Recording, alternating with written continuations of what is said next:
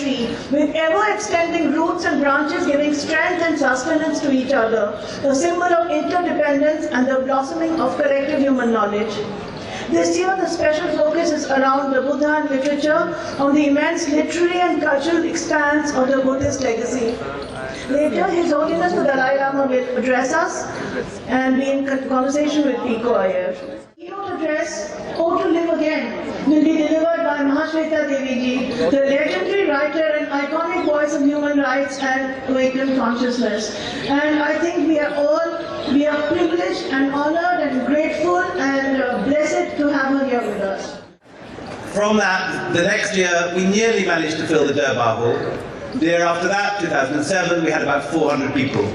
In the last few years, it's gone from 15,000 to 30,000. Last year, 120,000 footfalls. And this year, our advanced registrations have doubled last year, so God knows what's going to hit us in the next few days of the weekend.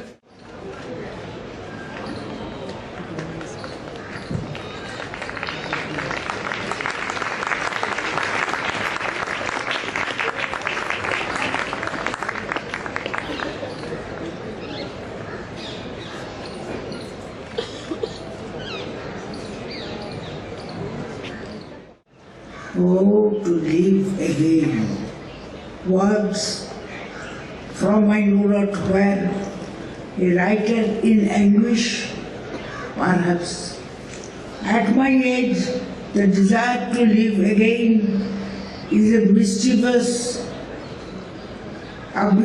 one, having arrived at a native distance from trapping my 90th year. Like catching butter. David White, Jim Mallinson, Mark Singleton, Birad Rajaram Yajnik, moderated by Debra Diamond. A brief introduction to Dr. Debra Diamond. She's a curator of South and Southeast Asian art at the Freer Gallery of Art and the Arthur M. Sackler Gallery at the Smithsonian. She's done actually 2 exhibitions that make her the perfect person to be here. One was on yoga, the art of transformation, and the other, Garden and Cosmos, Royal Paintings of Jaipur. So welcome. Talk about the meanings of yoga, the issues surrounding its authenticity, the discontinuities between modern practice and older practices, as well as the continuities. In order to give everyone as much time as possible to speak and you all to ask questions, I thought I'd introduce them all at once, and then they would each speak in turn. And so our first speaker today will be Birad Yajnik, who's an author and photographer who's been looking at the historical and present-day practices of yoga, both in India and around the world. And his latest book, The Great Indian Yoga Masters, you'll see here, but was translated into 9 languages. After him will be speaking Mark Singleton, who's published extensively on modern transnational yoga. His most recent book, Yoga Body, The Origins of Modern Posture Practice, and this year's book, Gurus of Modern Yoga. So we have changed our perceptions, actually, of how yoga has transformed in the 20th and 21st centuries. After him, David Gordon White, the author of The Alchemical Body, Kiss of the Yogini, Sinister Yoginis, who's been absolutely formative in rethinking how we understand Tantra and historical Hatha Yoga practices will speak. Good afternoon. I would like to start by saying yoga is flexible. And when I say yoga is flexible not only in the asana, but yoga is flexible in its form and the way it is adapted around the world. You know, yoga has this great ability to adapt to change. Yoga means different to different people, different parts of the world. Yoga has evolved over a period of time. Yoga started in India and has evolved all through the ages in India, and then it was transferred to other parts of the world. Yoga in North America means different. Yoga in Australia means different to the people in Australia. yoga has this unique ability to adapt itself to different periods of time, different customs, different races of people. Yoga has transformed itself through ages, and that's why it has survived for such a long time. While I was photographing yoga in 9 different countries, I realized that the evolution of yoga has it's kept it going for so long. People in India come to me and say, is the original form of yoga being practiced outside India? And I like to tell them that yoga is not just one thing. Yoga has to evolve. We can't say that yoga yoga started in India and remained in India. And what is practiced in India is the authentic form of yoga. The truth about yoga is it needs to move outside, it needs to move to different periods of time, it needs to move to different people, and that's what it keeps evolving. Yoga cannot be defined as purely as a physical activity, because when you define yoga as a purely physical activity, you tend to limit its entire, you tend to limit it. It's like, saying that you can run 100 meters these days in 9.58 seconds, and that's it. But you can improve that only for 9.58 seconds, right? But if you say yoga is more of a physical activity along with a spiritual activity, then it's limitless. So I'd like to say that as we tend to dwell more into yoga, as it starts moving forward into more centuries of practice, let's remember that there can be just no one form of yoga, but it will always evolve. Thank you.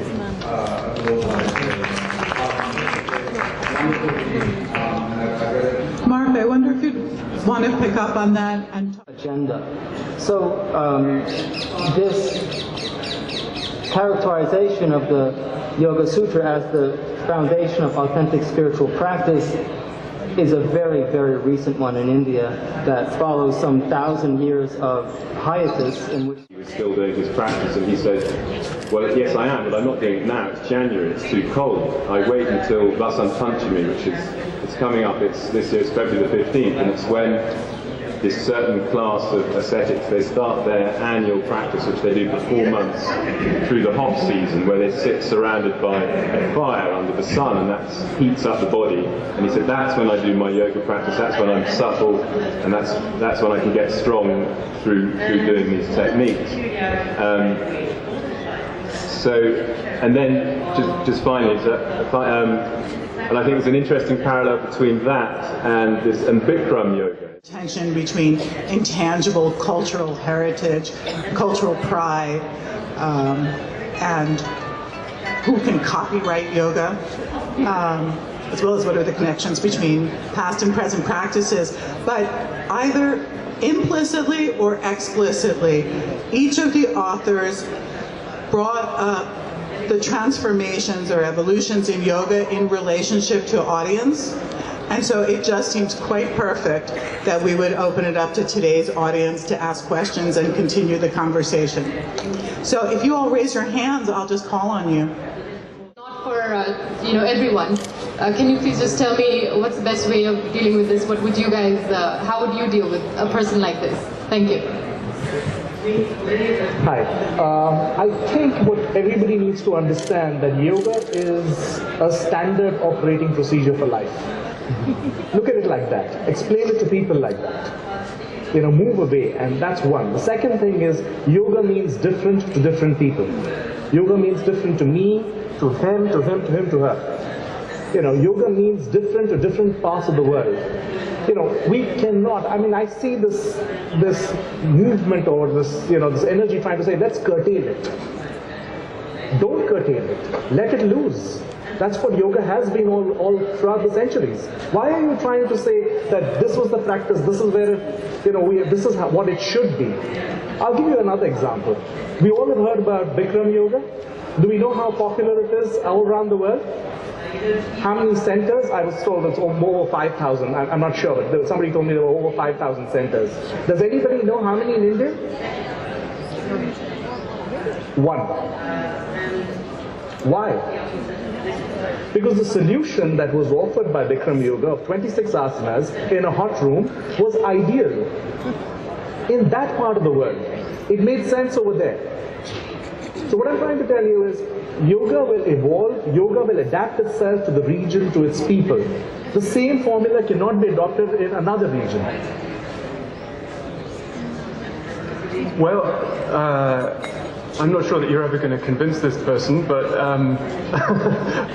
what I might do is buy him a copy of Deschanet's Christian Yoga, which came out in, I think, 1959, and which actually provides quite a useful and intelligent rationale for yoga practice within the Christian context, and that might be helpful.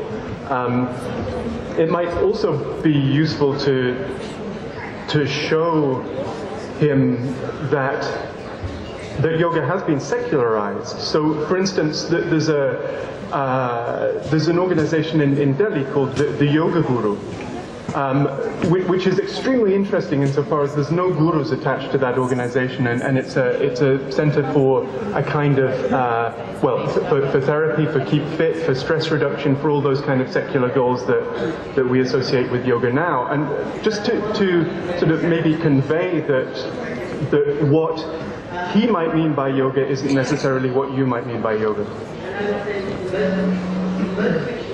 I also have a question related to that. When we look at the visual culture or cultures of India, what we certainly see prior to the 19th century is that yoga constantly moves across sectarian and secular borders. And kings, for example, are huge patrons, or Indo-Islamic kings are critically important patrons of yoga, yoga manuscripts, yoga teachings. So is it in the 19th century when yoga gets communalized? Or does it go back to the medieval period when there's a sort of pulling apart? Do we bring it back to Buddhist texts, criticizing certain practices as Hindu? Like, how far back do we go with communal yoga? There are some who would start a yoga class called Joga, which you can, as you can guess, is yoga for joggers. So I was wondering how, while we're talking about the roots of yoga, how does the panel view this extreme opposite side of yoga that we're actually going to do? But make sure that your answer is in 5 words or less, because we just wanted your instant reaction to it. That's it. Thank you.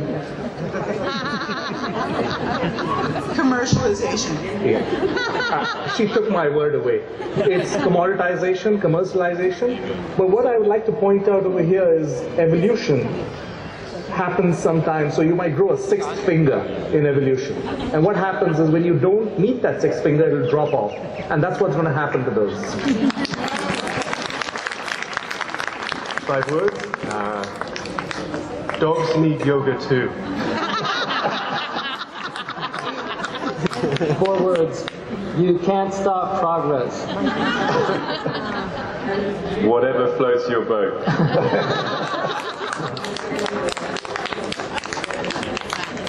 David has written on historical medieval practices of divination with dogs and yogis, and so there is, of course, there are continuities between medieval practice and yoga.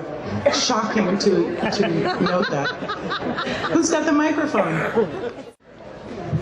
Hey, who would like to take on the actual meaning of the Sanskrit words of yoga in 2 minutes, if possible? It's one of the longest definitions in the Sanskrit English dictionary because it can mean anything from application used to stratagem to magic to taking over other people's bodies. It cannot be defined because there are so many definitions of it. It's an all-purpose word. It's linked to the English word yoke, to put a yoke on an animal. So anytime you apply yourself to something, that's a form of yoga. That's an oversisimple answer, but that's about as well as one can do, I think. I mean, I can try and give you a little more, I've attempted this a few times and I've always failed, but what I'm trying to say is, how do you measure yoga? Have you thought about that? And if my answer to that always has been, if you want to measure yoga, find out how many seconds you take to sleep once you put your head on the pillow.